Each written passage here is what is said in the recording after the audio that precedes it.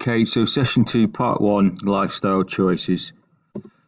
Objectives for today's session: discuss lifestyle choices, how they can directly affect health, either improving health or leading to disease, and discuss behavioural lifestyle factors and how they affect premature death. Compare UK lifestyle factors to other countries and examine how lifestyle can have a positive impact. Okay, so carry on from what we did last week. Since the Industrial Revolution, lifestyles have changed dramatically. There's a need for challenging activity has diminished, and health has also been affected. So back in the prior to the Industrial Revolution, when people were doing a lot more active jobs, most people worked on the land. They didn't really require any additional activity. Okay, but these days we're a little bit more sedentary, sat down a lot more. So we actually have to deliberately go out and try and exercise. Okay, so the human body has evolved and is designed for activity in the way that our muscles and our bones are put together and the way our metabolism works. Metabolism being our muscles' ability to use energy. Like I said about sedentary behaviour, it's a big risk factor for common diseases. Okay, because you now spend far too much time sat on our backsides rather than moving about. And without that ability and being adaptable animals, we would have died out by now. So that's something we're losing if we're not careful. Okay, so what is health? Physical health, mental health. Health is a human condition with physical, social and psychological dimensions on a continuum. Okay, according to the World Health Organization way back in 1948. I'll show you the slide of that in a second, of the continuum. So it's a complex and multifactorial and not merely the absence of disease. So there's lots of different things that make up health. It's not just not being ill that makes you healthy. There's lots of other different things as well. So a profile of an individual to try and establish how healthy they are, it would be done by looking at the risk factor profile, morbidity, so how far away from a state of physical and psychological well-being are they, short of actually dying? Do they have any acute or chronic disabilities? So acute, short-term and serious. Chronic is long-term and serious. How is their physical and mental function? Absenteeism, so if they're still in the workforce, are they spending a lot of time off of work due to health issues? And as a human being and a good citizen, what's their overall productivity like? And what's their health-related fitness? So things that are kind of more genetic, like endurance and that sort of thing. Okay, and how do they feel?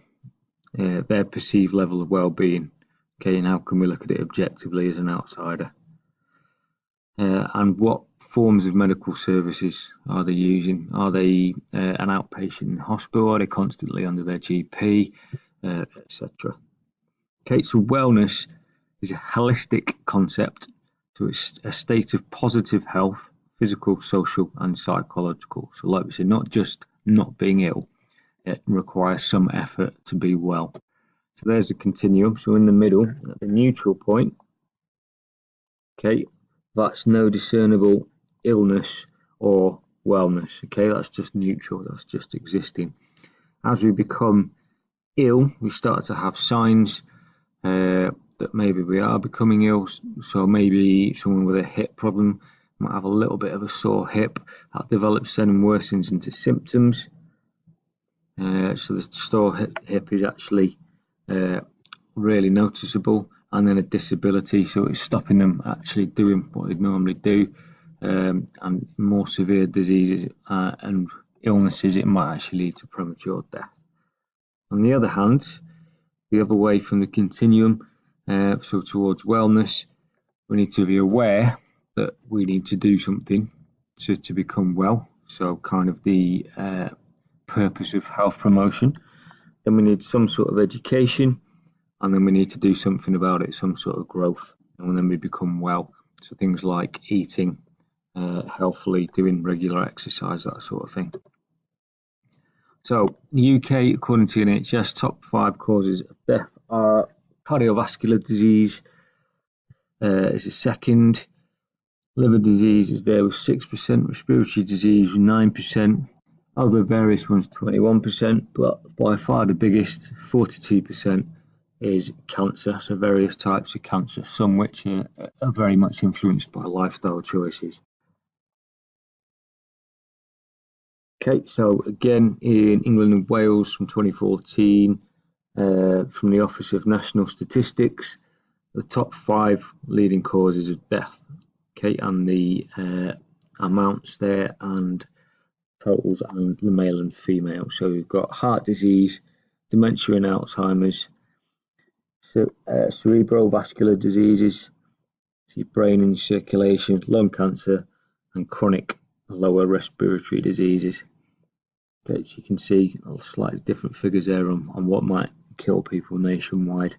Okay, and which ones tend to affect men more than women. So men are more affected by lung disease and heart disease, women more by cerebral vascular, dementia, and chronic lower respiratory diseases, roughly equal. Okay, so mortality, why? The why. So proportional contribution to premature death. What happens to make people die early? So genetic predisposition is quite a big factor. It's about 30%, roughly a third. Might be a lack of healthcare, could be up 10%. Social circumstances such as living alone and the consequences of that, depression and early death. Environmental exposure, so too much sun, too much cold, whatever is going on around the person. But then by far the biggest, 40% of premature death is caused by behavioural patterns. Okay, so this is the one that we can work on and the one that is actually something we can influence.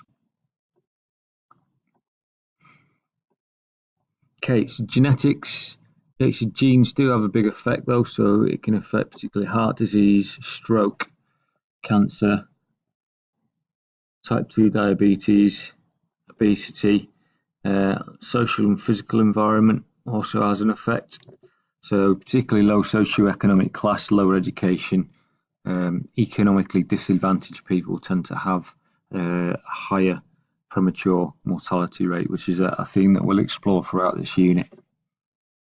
Maybe a lack of access to healthcare delivery systems we mentioned a moment ago, and less often, but still happens, medical errors. Okay, so other things out of personal control. Okay, so that's the end of that. So if you want to take the quiz on the next section, just a little recap of what we did last week. And if you want to read the resources on Padlet, make notes on that and find your own research if you can, and then have a look at the class activity which we will undertake during session